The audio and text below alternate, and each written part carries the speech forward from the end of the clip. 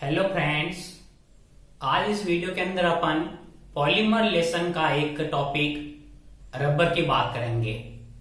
Rubber को कैसे प्राप्त करते हैं, कितने प्रकार का होता है ये, और इसका संगठन और संरचना सूत्र क्या होता है, वो आज अपन इस पूरे वीडियो के अंदर डिस्कस करेंगे। रबर की बात करते हैं तो रबर दो प्रकार का होता है। रबर मुख्यतः दो प्रकार का होता है। फर्स्ट बात करें अपन तो प्राकृतिक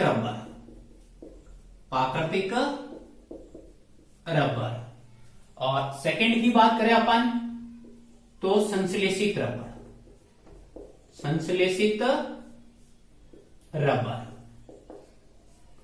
रबर दो प्रकार का हो गया। फर्स्ट अपना कहलाएगा प्राकृतिक रबर यानी नेचुरल रबर, जो हमें प्रकृति से प्राप्त होता है, और सेकंड है अपना संश्लेषित रबर, जिसका निर्माण बड़े उद्योग और फैक्ट्रियों के अंदर रसायनों का प्रयोग करके किया जाता है। अपन बात करते हैं प्राकृतिक रबर यानी नेचुरल रबर की। तो इस रबर के बारे में अपन देखते हैं, यह एक प्रत्यास्थ बहुलक है।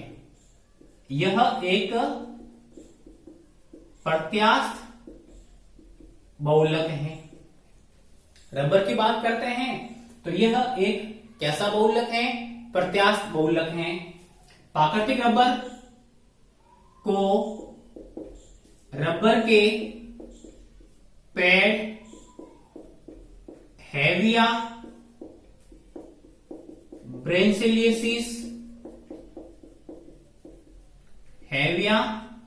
ब्रेंसिलिएसिस से प्राप्त करते हैं। प्राकृतिक रबर है वो रबर के पेड़ हेविया ब्रेंसिलिस से प्राप्त किया जाता है। अब प्राकृतिक रबर प्राप्त करने की विधि क्या है उसको समझते अपन। प्राकृतिक रबर प्राप्त करने की विधि, मेथड की बात करते हैं कि प्राकृतिक रबर कैसे प्राप्त किया जाता है। तो प्राकृतिक रबर का जो पेड़ है हेविया ब्रेंसिलिस, ये हेविया ब्रेंसिलिस का तन्ना है। इस तन्ने पर विशेष प्रकार का कट लगाते हैं। विशेष प्रकार का कट लगाकर इससे दूध प्राप्त करते हैं। क्या प्राप्त करते हैं? दूध प्राप्त करते हैं। इस दूध को कहते हैं रबर सीर कहते हैं, और इंग्लिश में कहते हैं इसको लेटेक्स। रबर के पेड़ से प्राप्त दूध को लेटेक्स कहा जाता है। इस लेटेक्स के अंदर जल मिलाते हैं। क्या मिलाते हैं? जल मिलाकर इसको क्या करते हैं? तन्नु करते हैं। जल मिलाकर इसको क्या करते हैं? तन्नु करते हैं। इतना तन्नु करते हैं कि इसमें 10 से 20% क्या रह जाए? रबर रह जाए। अब इसके अंदर एसिटिक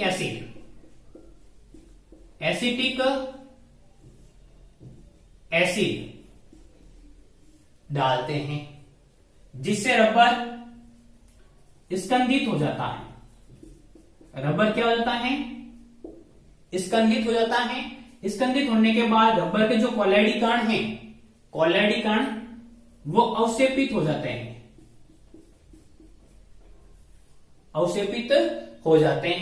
इस अवशेषित रबर को सान लिया जाता है। सान कर रबर को अलग कर देते हैं। जो रबर अपने को प्राप्त होता है उस रबर को कहते हैं क्रैप रबर। जो रबर प्राप्त होता है उस रबर को कहते हैं क्रैप रबर। और ये जो क्रैप रबर है इतना अपने लिए उपयोगी नहीं होता है, इसका उपयोग ज्यादा नहीं करते। क्यों नहीं करते क्रैप रबर का अधिक उपयोग? तो इसके रीजन की बात करते हैं। पहले कि इसकी प्रत्यास्थता है, प्रत्यास्थता बहुत कम होती है। क्रैप रबर की प्रत्यास्थता है वो बहुत ही कम होती है। दूसरा, जल अवशोषण करने की क्षमता अधिक होती है। क्रैप रबर है वो जल को अधिक अवशोषित करता है। थर्ड नंबर, अध्रुवीय विलायकों में विलयशील होता है। अध्रुवीय विलायकों में विलयशील होता है।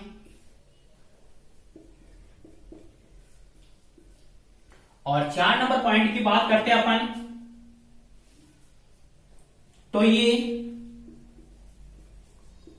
ऑक्सीकरण अभिकर्मकों के प्रति प्रतिरोधी नहीं होता है, प्रतिरोधी नहीं होता है। इस कारण से क्रैप रबर का अधिक उपयोग नहीं किया जाता है। आप इसका स्क्रीनशॉट ले लीजिए।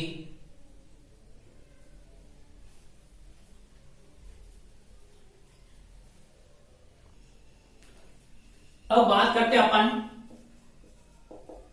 रबर की संरचना तथा संगठन की। रबर की संरचना तथा संगठन। प्राकृतिक जो रबर है, प्राकृतिक रबर आइसोप्रीन, आइसोप्रीन, और आइसोप्रीन का आईयूपीएसी नाम है 2-मेथिल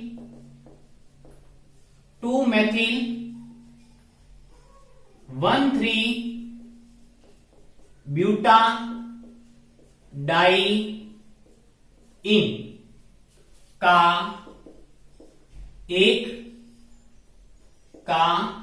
एक रेखीय बहुलक है। रेखीय बहुलक है, यानी प्राकृतिक रबर वो किसका रेखीय बहुलक है? आइसोप्रीन। और आइसोप्रीन का आईयूपीएसी नाम क्या होता है? 2-मेथिल 1,3-ब्यूटाडाइईन होता है। और इसका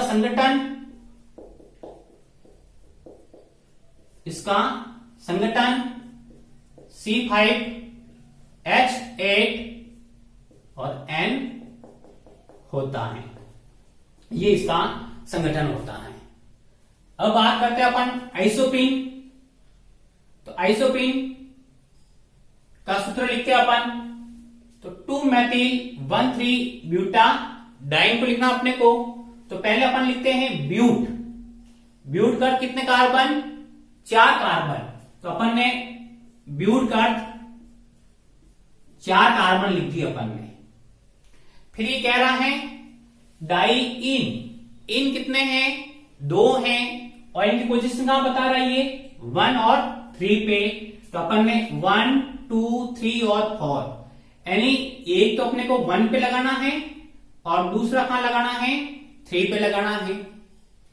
और क्या कह रहे हैं? 2 पे मेथिल, कार्बन 2 पर मेथिल है, ये कार्बन नंबर 2 और यहां पर एक मेथिल समूह जुड़ा हुआ है। अब अपने को कार्बन की वैलेंसी को बराबर करना है हाइड्रोजन से। 2 बंध यहां बने हुए हैं, तो अपन यहां 2 हाइड्रोजन जोड़ दिए। 2 और 2 4 हो गए, 2, 3 और 1 4 हो गए। 1, 2 3 और एक हाइड्रोजन से बैलेंस कर लेते हैं और इधर अपने पास 2 हाइड्रोजन आ गए। तो ये है अपना आइसोप्रीन। आइसोप्रीन या अपन इसको कह सकते हैं 2-methyl 1,3 ब्यूटा डाई इन। अब अपन इसका बहुलीकरण कराते हैं। बहुलीकरण, तो इसके अपन एंड मोल ले लेते हैं। ये वाला बॉन्ड है वो यहां आ जाएगा और ये वाला बॉन्ड है वो इधर शिफ्ट हो जाएगा। ओपन हो गया आगे से CH2 C CH3 double bond CH single bond CH2 और ये भी यहां से ओपन हो गया। इसको अपन कहेंगे पॉली आइसोप्रीन।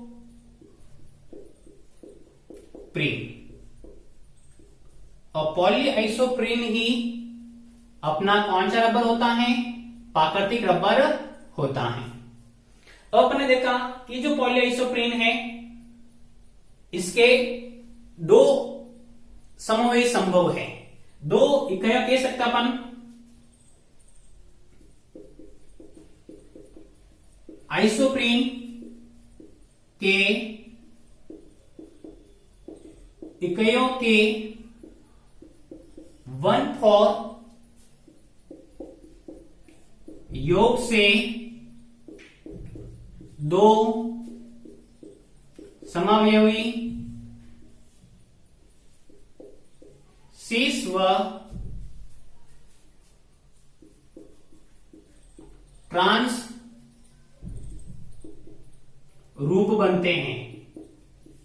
शीश व ट्रांस रूप बनते हैं, यानी समपक्ष शीश को कहते हैं समपक्ष और ट्रांस को कहते हैं विपक्ष रूप। और जो शीश रूप होता है, शीश यानी समपक्ष रूप को ही प्राकृतिक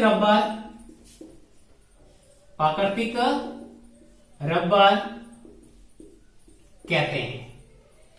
शीश रूप की बात करें अपन तो इस प्रकार से बना सकते हैं अपन।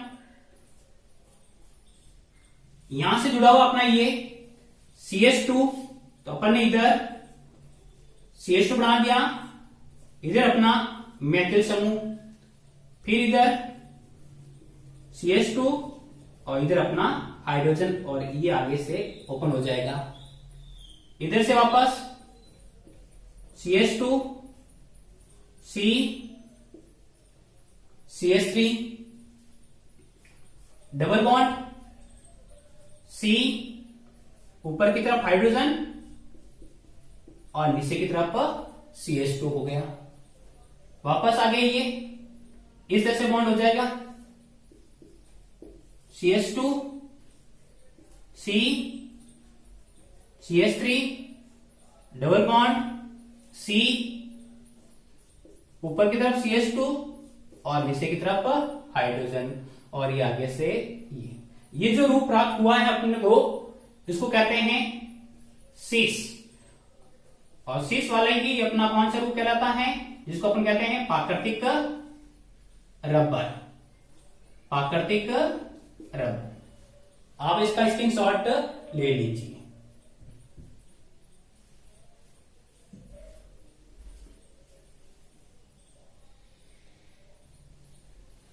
अब अपन दूसरे रूप की बात करते हैं जो है विपक्ष या ट्रांस रूप, और इसको कहते हैं घट्टा पारसा।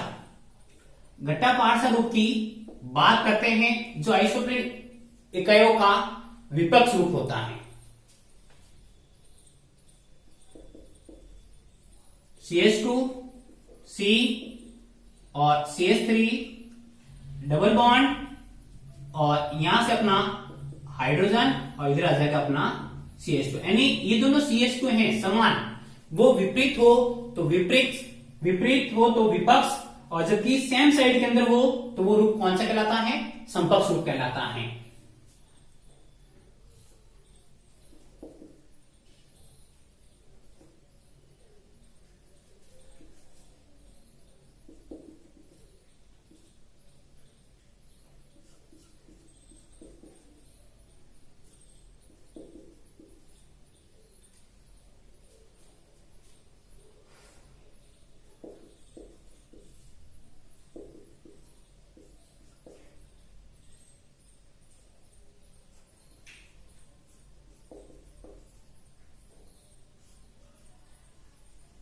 ये इस तरह से विपक्ष रूप होता अपना।